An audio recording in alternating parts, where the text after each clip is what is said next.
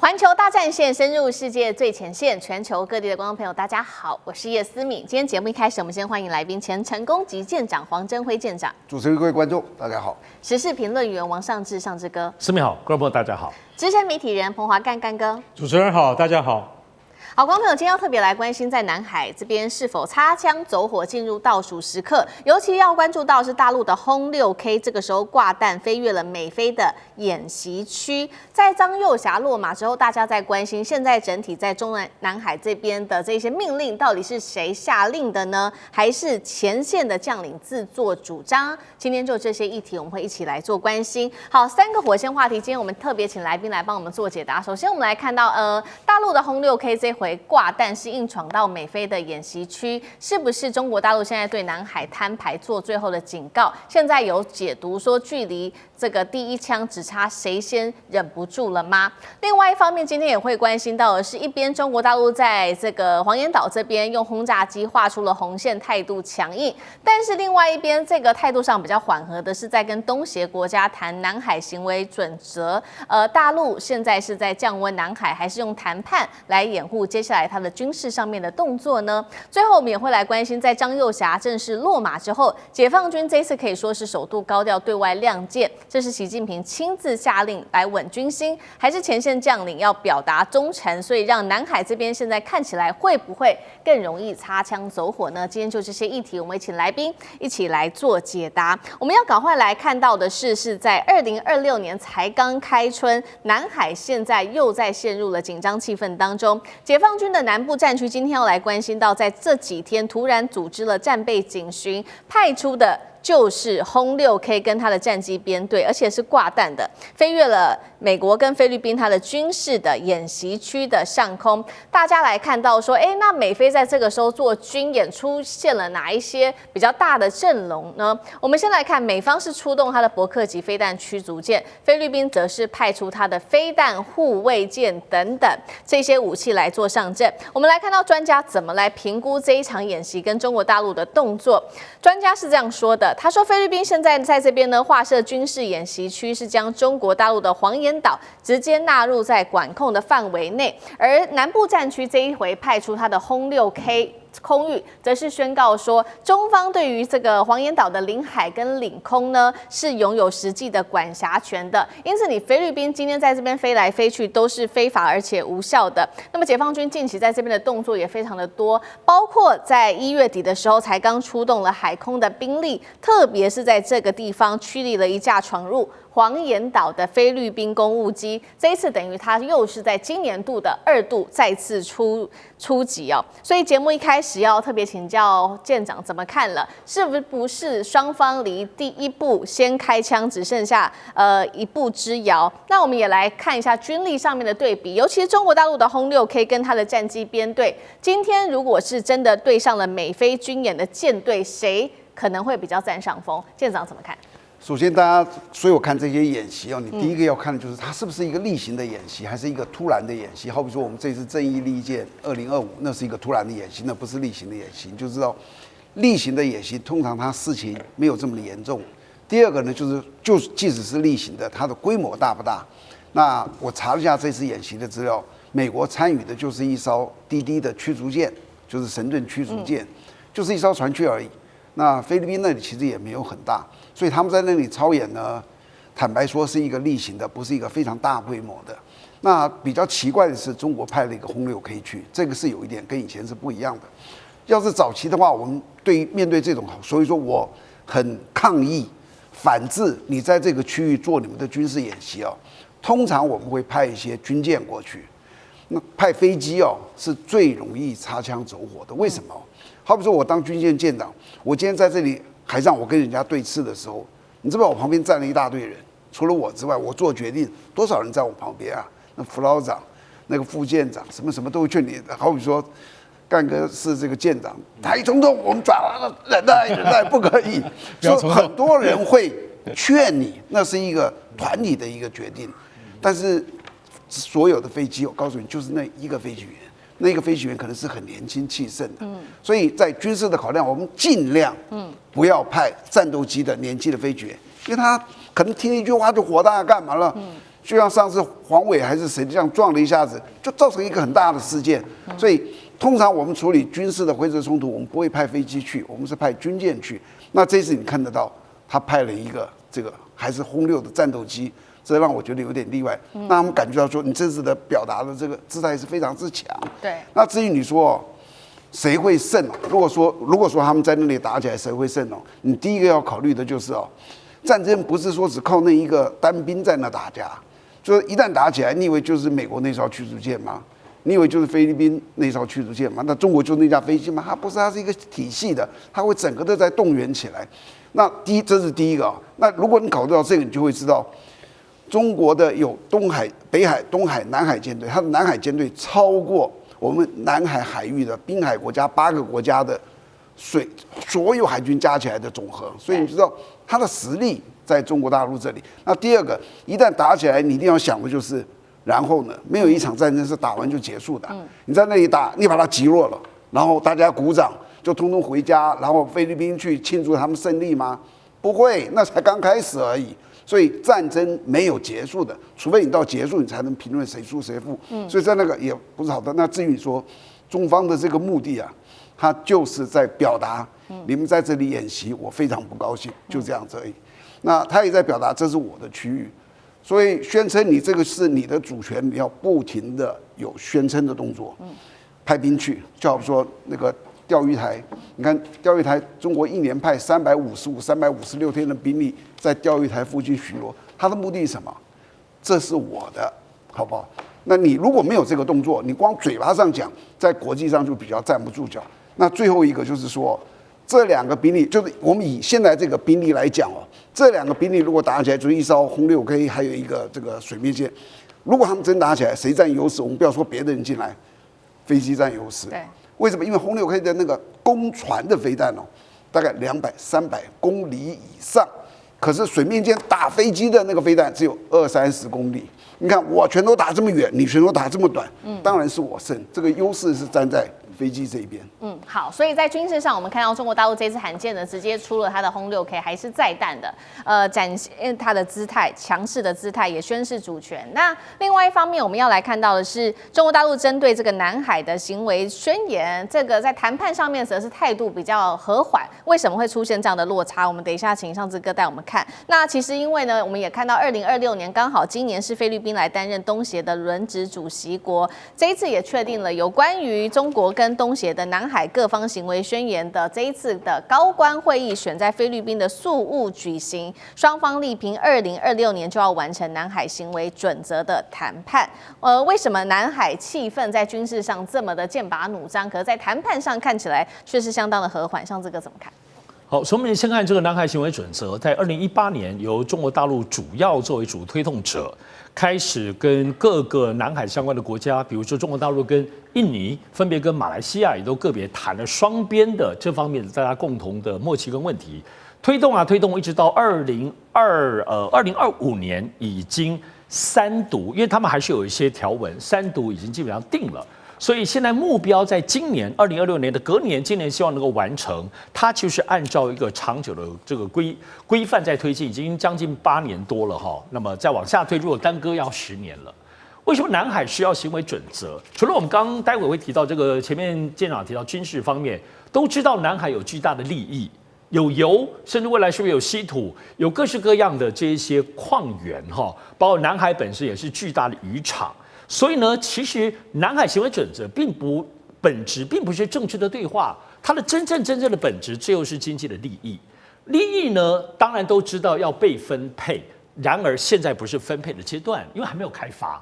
但就是因为没开发，大家就会你想要8分，我想要9分，有太多这种利益的重叠的地方。这就是在10几年前、20年前当中，南海始终未曾安宁，更不要说领土疆界这个地方要能够有所清晰。所以现在并不是分配，而是帮大家把这个边界划分好。那么在未来如果能够正式通过之后呢，这里头南海行为准则它诉求，首先第一个部分是希望它的飞越跟航行都能够自由。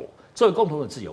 除此之外呢，不是说就彻底解决南海问题。有时候我们像看到国际上，你有个什么准则，觉得哎呀，南海没问题，那可怜啦。他主要是希望能够建立一个未来有任何的冲突，不要诉求武力，大家能够有对话的机制。有时候有一个健康的机制，那这个机制也不是立话给挖话给不可以，而是大家有一个边界准则，所以还是很重要的。所以在此同时，明明就快要定调了，但是为什么菲律宾就有？所以我想，其实每次只要菲律宾主动发动了军事行动，首先你要退回去是小马可仕，而往往是小马可仕为了他自己国内当中的政经需求，现在跟杜特地家族真的是打得死去活来。所以每次有这些，一方面可以转移他现在自己腐败的这个焦点。二方面，这个情形之下还是有一些撩动。我个人觉得，在这一次不见得是美国啦，因为接下来要川习会4月就要靠近了，不至于在南海方面会有比较大规模的动作。但不要忘了，就像高市早苗一样嘛，南边还有菲律宾，这两边的领导人跟首相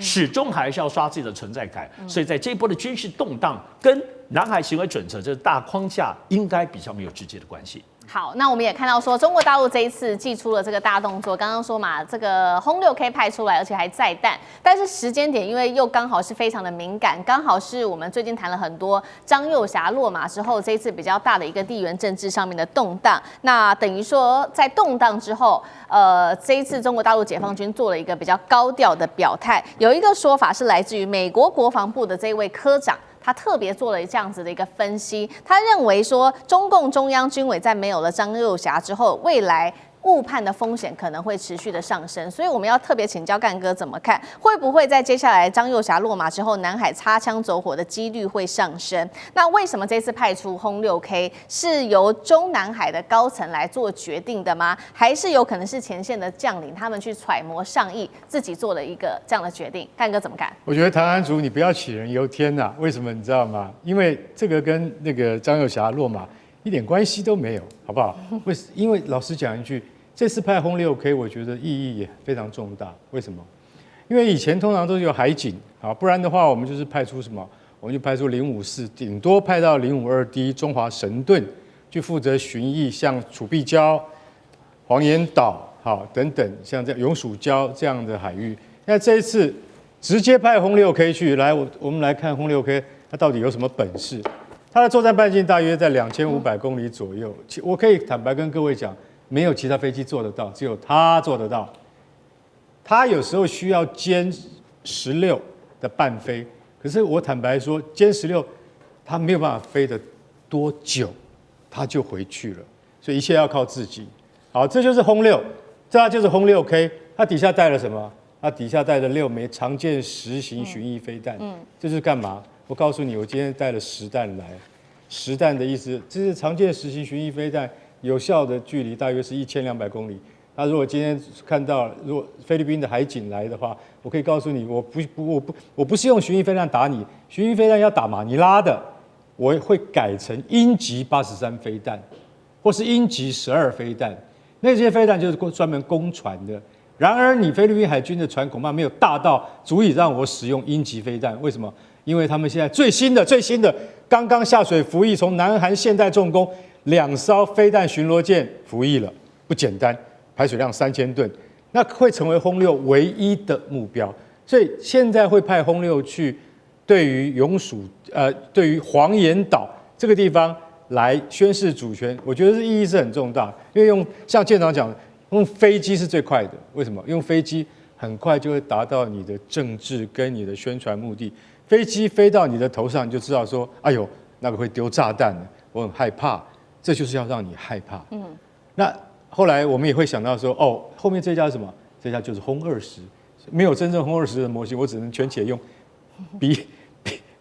B2 的这个模型来替代。那将来会变成它，所以你会认为说，那菲律宾他今天要怎么样打这场仗，我也看不太懂。为什么？因为说一句实在话，其实在这个20大以后，习主席的地位是更加的稳定。那在这个底下的话，他必须要宣示他的主权，所以在跟菲律宾就争这个黄岩岛的控制权上面的话，中国是绝对不会让一步。还有大家知道，黄岩岛上面是不能驻军的，因为它只在涨潮时，它还能够看得到沙洲而已。为了一块沙洲，解放军都不能够退缩，你就晓得中国的意志有多么坚强，习主席的那个意志有多么坚强了。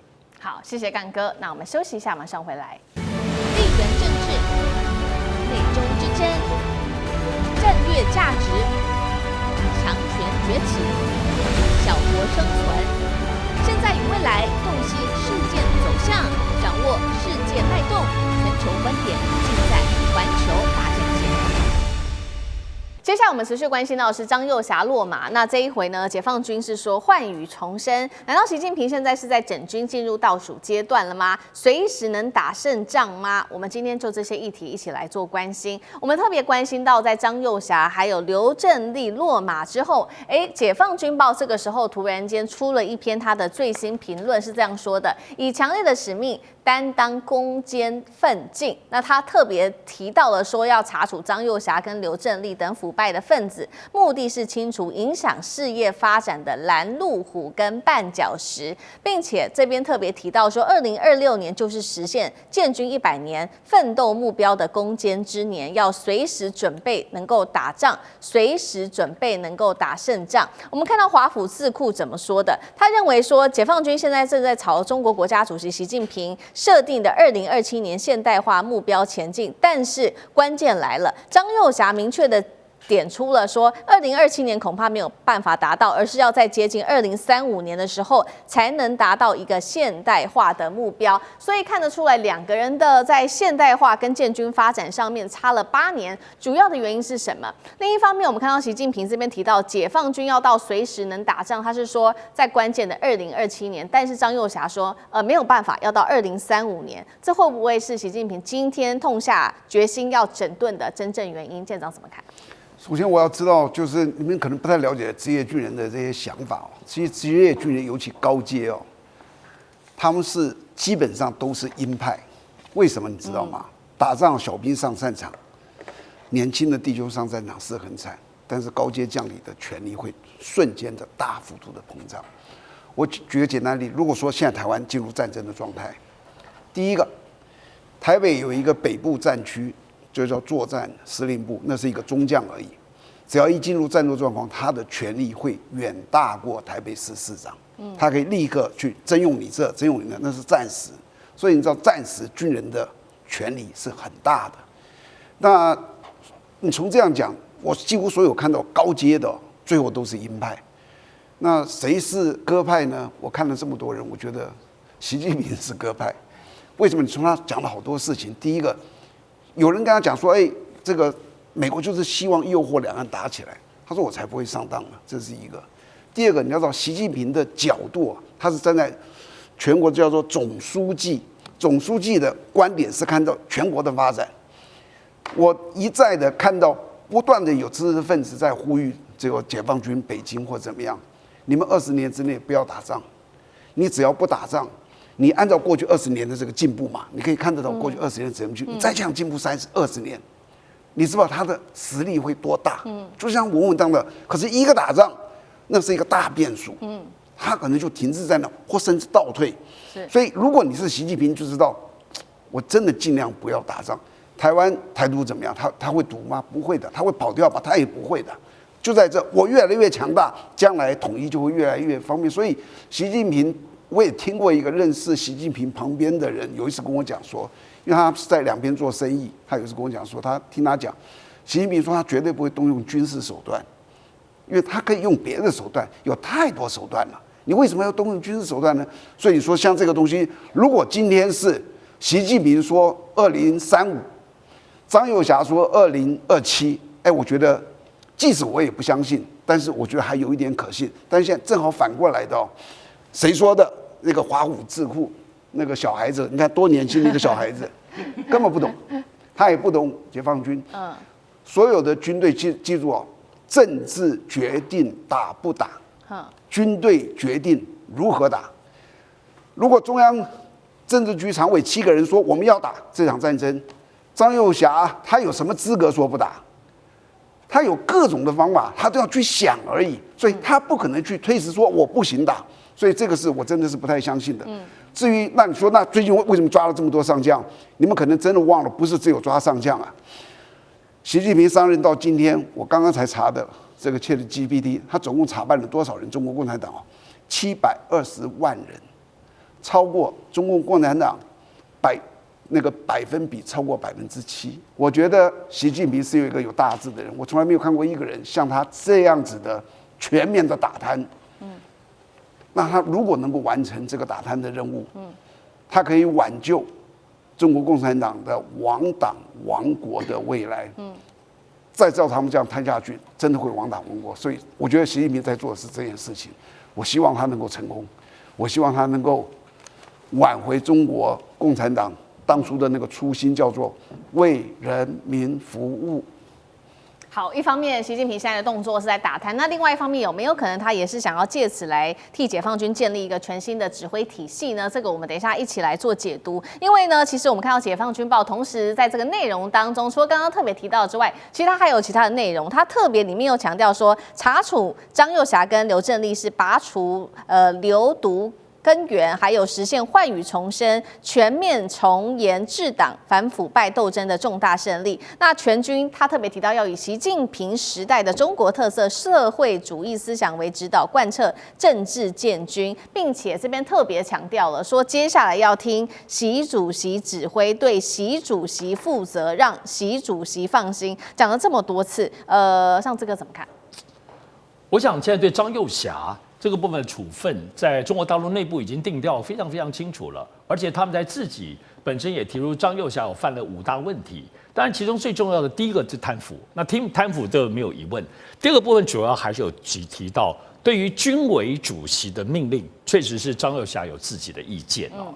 那我想这几天在美国方面，特别《华尔街日报》披露了好多的消息，包括他跟美国方面怎么又说他泄露了什么中国大陆非常关键核武器的密码等等的这些说法。但总体来说，确实没有疑义的部分是在整个解放军系统里头的最高位置的张又侠，相对来说是我们不能说亲美，但是跟美国方面有沟通管道。那么在各方面他也亲自访问过美国，所以这里头确实是有在美国方面是比较不一样的，有一些沟通的机会。那么第二个部分是，确实张又侠有自己的一些想法跟主张。我想在前几年的时候，无论是在外媒，或者是包括法轮系的这些的夯不啷当这些媒体在讲里头，很多的捕风捉影都认为在军事层面上，习近平生病啊，习近平等等的这些流言蜚语，只要稍微在讲的时候，大家马上把军令指向张又侠。那张又侠确实是2把手是事实，所以现在这一波的定调，毫无疑问，当然我们看到刚刚思明讲那3句话蛮特别的，他提到听习主席指挥，对习主席负责，让主席放心。这个3句话也不是平常他们就在讲的，就表示说过去确实没有那么听指挥哦。所以这次当然是作为一个解放军当中的，由整个所谓中央军委主席，由习近平自己本身在指导这件事情的话，应该是没有疑义的。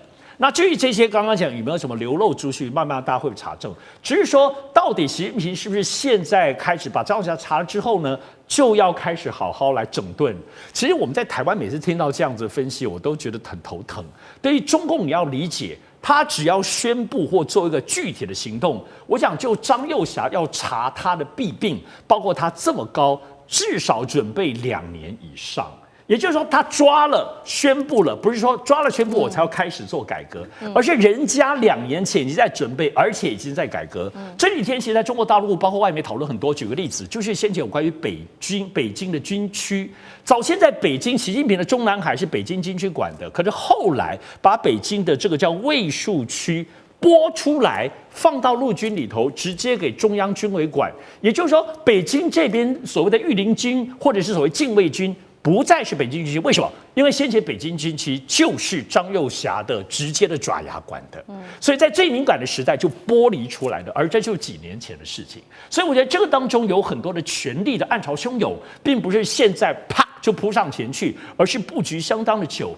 话说，其实习近平的改革，军事改革从2012年他上任的隔年就开始了，反贪腐也好，把7大军区过去都是每一个上将都自己抓个军区，有点像古代的这个所谓的诸侯，或者是中国近代的军阀割据一模一样。后来大改，变成5大战区，把陆海空火箭军在战区里头，所以不再是陆海空军火箭军大家各自领导，又跟打仗这件事情由战区来主建军。为主。习近平这个大的规模，更不要说司法反贪腐哈。所以我觉得这一路而来，不是张又侠此刻接下来他已经弄很久。我认为张又侠是整个军改的据点。好，那干哥要怎么看呢？对，完全正确，我非常同意上次说的，因为我不可能是你从那个苗华、何卫东一路以来，对，然后现在是最大的张又侠，连张又侠都倒了，那前面就一路平坦了嘛，没人可以阻挡习近平的嘛，那怎么办呢？那中央军委现在只剩下张胜明跟习近平，那是不是空前的这个不稳啊？对不对？说不定连下重要决策的能力都没有。真的太小看习近平了，不要紧张。然后还有这个汤广正，也就是华府智库詹姆斯基金会的研究员，他说：“这个张又侠明确表示要2035年才有办法对台湾动武，难道习近平不知道吗？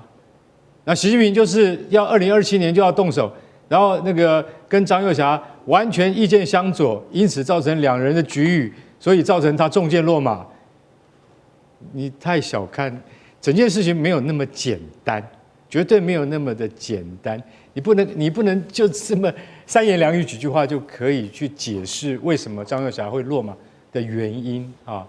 那刚刚有提到说这个林彪说过的那些话，要听这个毛主席的话，要听这个毛主席的讲的话啊。那其实老实讲一句，这个对于五大破坏而言在习近平的眼里，这其实很重要。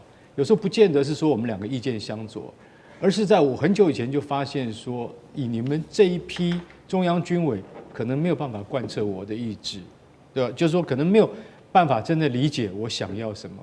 习近平他真的想要用战争或武力作为解决台湾问题的手段吗？我看不见得。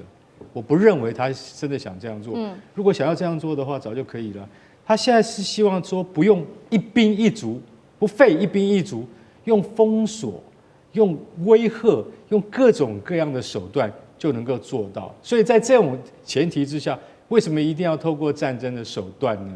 所以我不认为，不管是2027或2035，不是这两位老朋友会弄到剑拔弩张的原因，他一定另有其他更高深的，才会等到说。今天习近平动手，其实他前面布局早就已经很久了。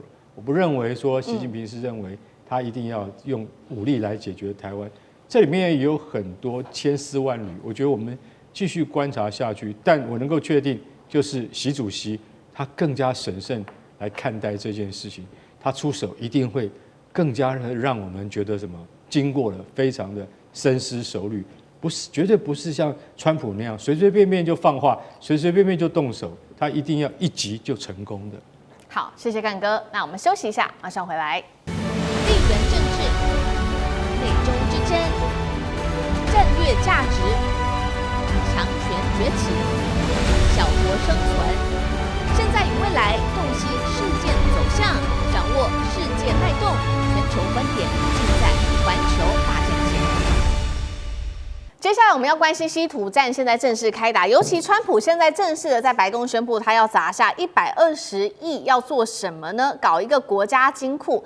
另外一方面，他还拉了20个国家一起要做这个稀土相关的事业，来围堵中国大陆。全球供应链现在正式的进入去中国战时体制，能够成功吗？今天一起来做关心。好，刚刚特别提到的嘛，川普他启动了这个金库计划，这个是国家级别的稀土储存工程。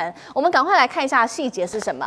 投入资金相当于大概120亿，也就是3700多亿新台币，主要是由美国的这个出口银行主导融资，然后还会有一些私人的资本，建立一座现在是说可以支撑60天左右的一个战略矿产的库存，不要再依赖中国大陆，靠自己可以至少支撑60天，但这样够不够呢？那储备的清单也当中特别提到了，包括了稀土之外，还有铜、锂、钴等等，主要就是为了这些汽汽车制造商、科技公司跟其他的制造商特别做一些储存的动作。那现在目前根据统计，有10多家的重量级企业已经表示会参与计划，当中比较知名的公司包括通用汽车、波音还有 Google 等等的高科技的公司，那么还有掌握高科技材料的康宁。我们来看到川普的动作，除了做这个金库计划之外，他现在也正式的宣布砸16亿美元，500亿新台币取得美国稀土公司这一间公司企业的10%的一个股份，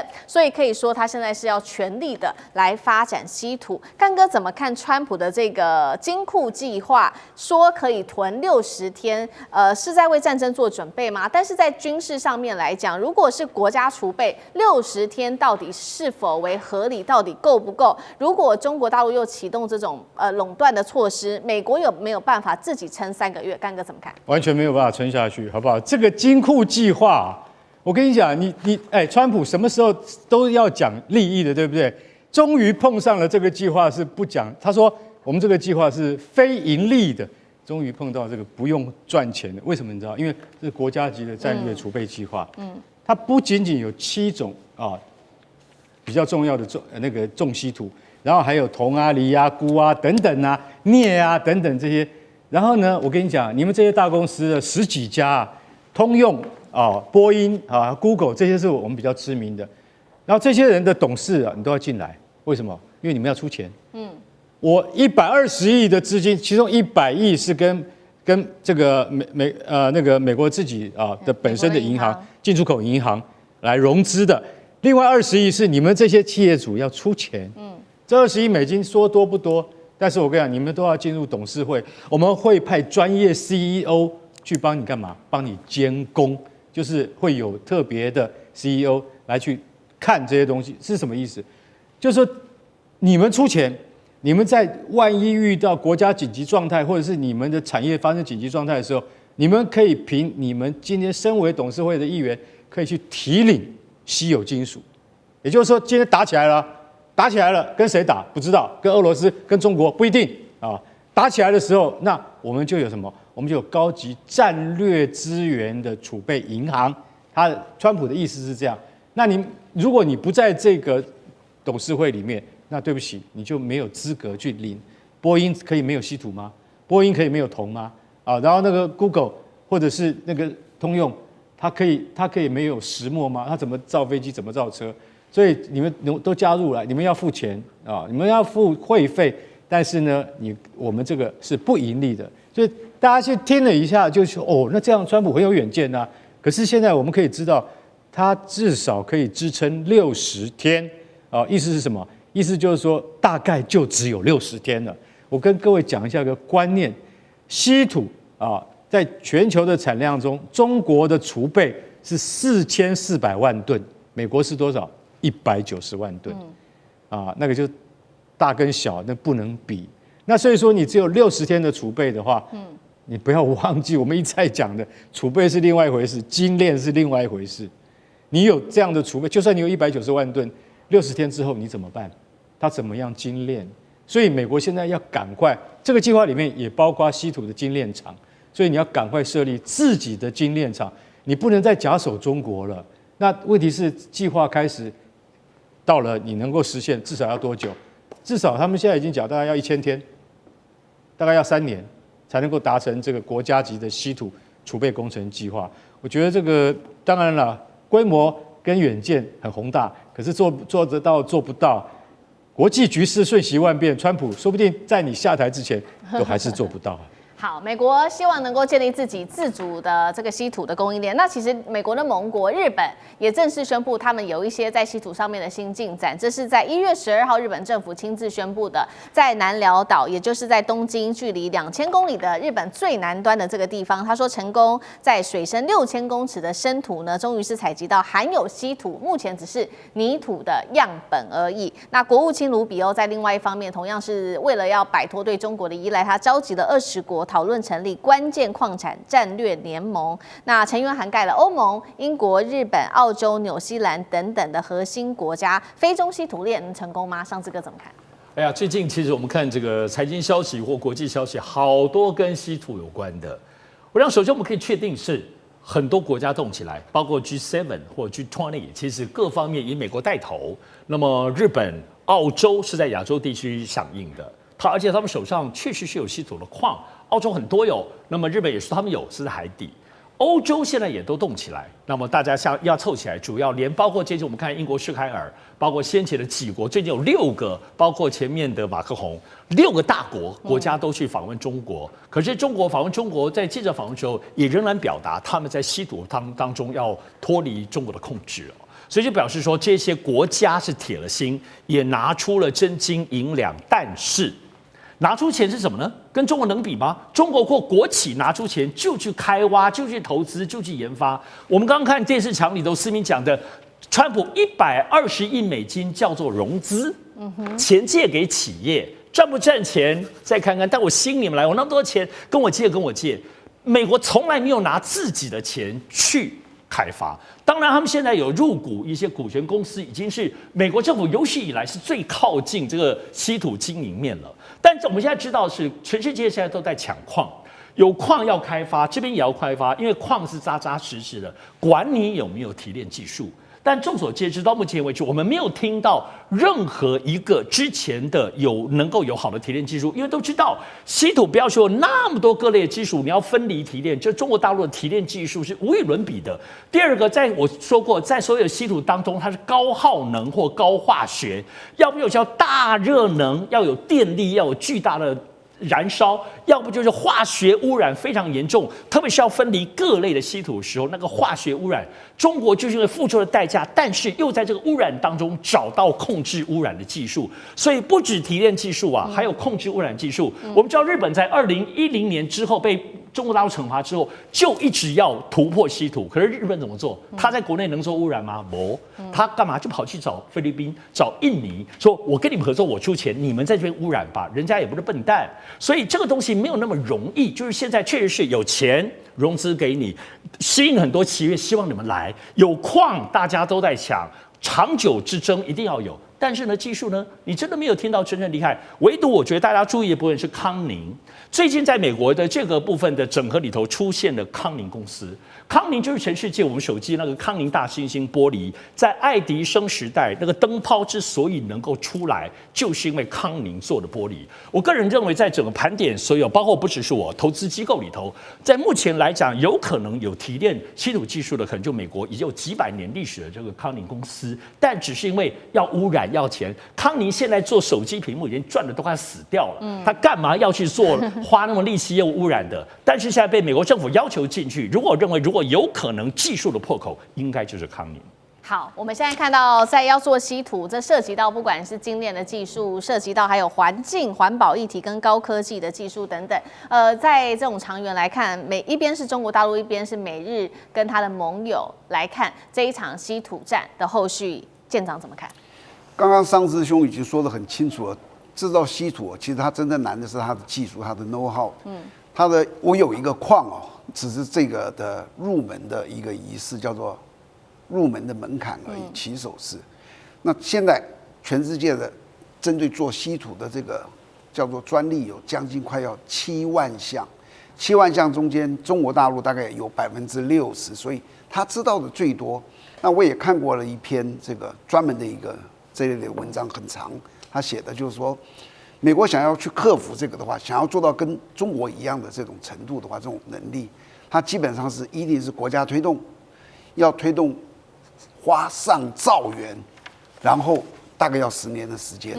刚刚可以看到，川普在这里成立一个融资是120亿，那个上兆元是10个1000亿，你就知道这是根本是小儿科。他只是这样子去动，他想要这样子去做，但是如果说中国把这个稀土当做一个武器化的话，它到底会有什么影响？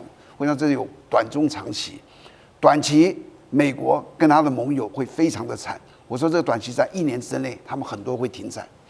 但是中期大概在3年的时候，那个受害的反而是回过头来是中国的这些稀土商，因为稀土商他大部分赚的钱，他销售到全世界啊，你给他管制都不出去，那他怎么办呢？它的价格会飞上。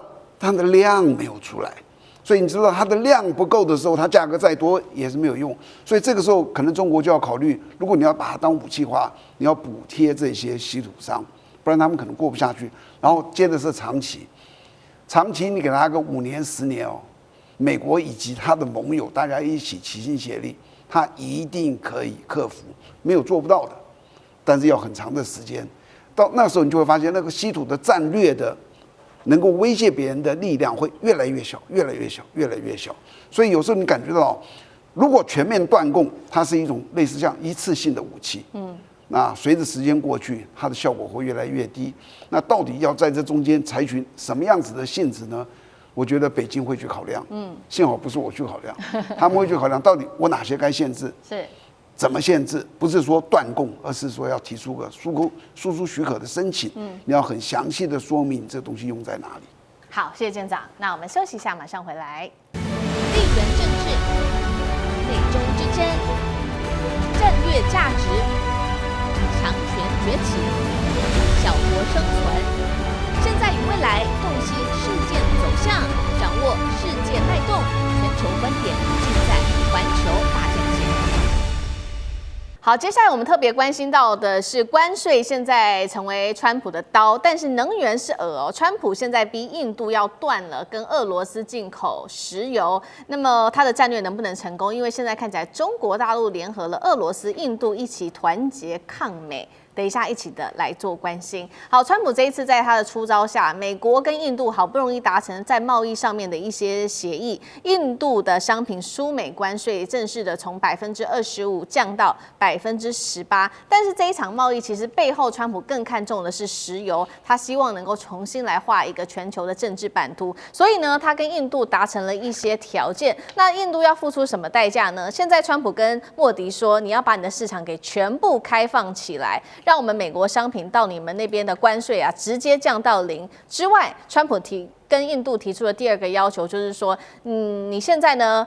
完全的要来跟这个委内瑞拉买石油，不要再跟俄罗斯买石油了。我们也会移除你向俄罗斯购买石油这个25%的关税。这位是旅美的教授，欧女中教授是这样说的：美国一切都是以自己的利益为优先，可以看得出来，在美国跟印度的交易上面是没有道德限制，操作是没有上限的。那么印度呢？莫迪怎么来做应对？除了说他特别提到这个关税有降到18%之外，印度莫迪在 X 上面其实是完全没有提到任何的其他的有关于跟美国的贸易协议的，反而他这边提到的是说，正式的我们跟欧洲国家达成了 FTA 了，自由贸易协定谈了这么久，终于谈成功了。这个贸易一旦开始实施，涵盖的人口数达到20亿人口，占全球 GDP 的25%。对于莫迪来说，他认为这是一项胜利。除了跟欧盟达成更多在经济上面的协议，他也打算接下来会改善跟中国的关系，松动对中国的投资禁令，那中国也就会重返成为印度最大的贸易的伙伴。所以节目一开始特别来看看这个美印石油的罗生门，川普的目的是要印度去孤立俄罗斯吗？还是川普其实更怕印度现在转向投向欧盟的怀抱，或者是投向中国的怀抱？上志哥怎么看？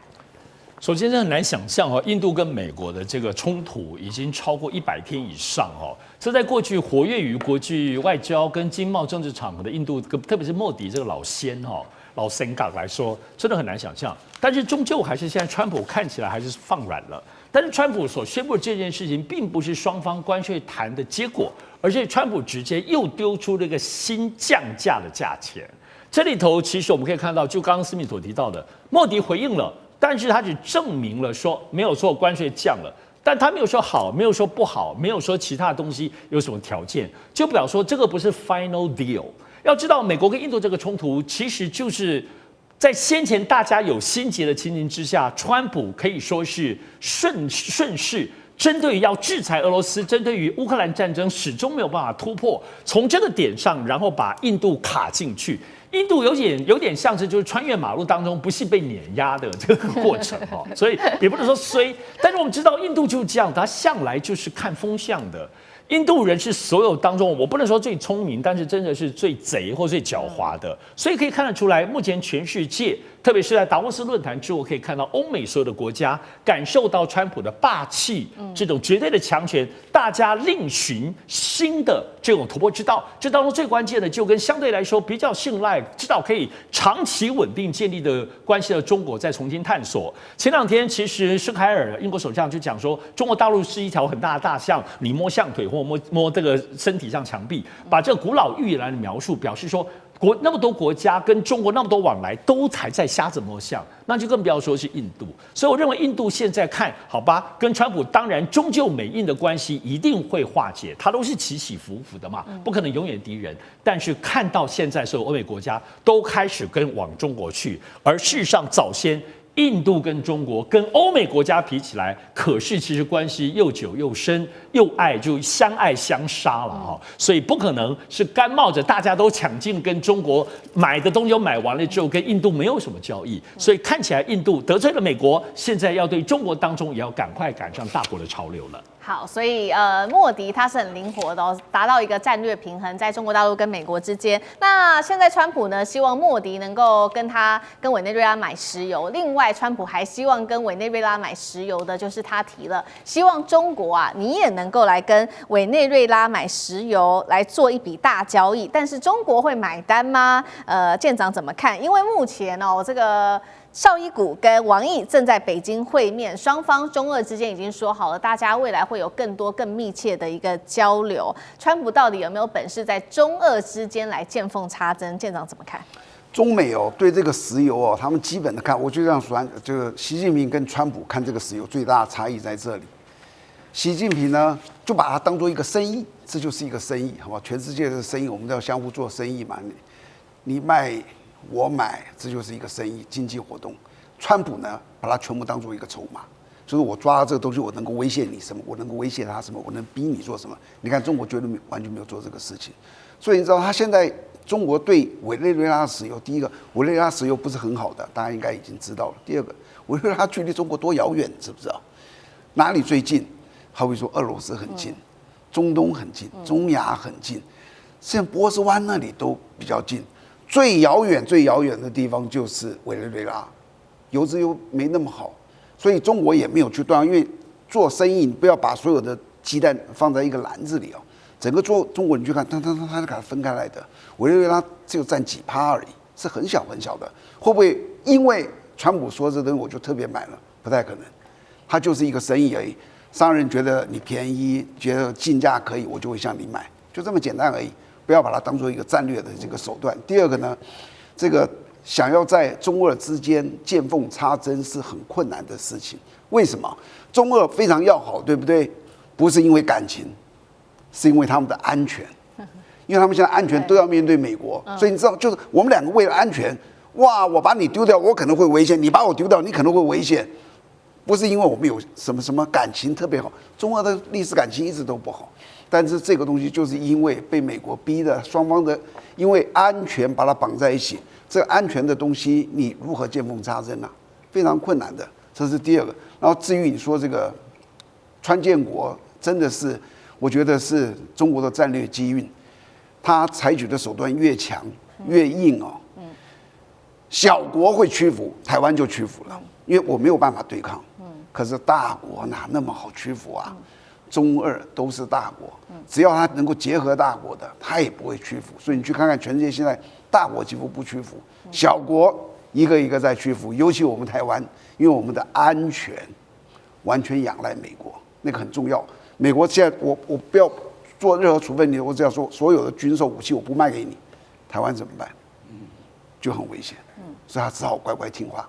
好，那我们也看到说，一方面这个川普希望能够持续的帮委内瑞拉卖石油，但是其实呢，中国大陆会不会买这个商业交易是一回事。那另外一方面，其实大家比较不知道的事情是，其实，在委内瑞拉有非常多是来自于中国大陆的华侨，大约占比20万人，90%来自于广东的恩平哦。那么也有一句话是这样说的：恩平人的成年礼是一张飞往委内瑞拉的机票。干哥怎么看？哦，对，为什么？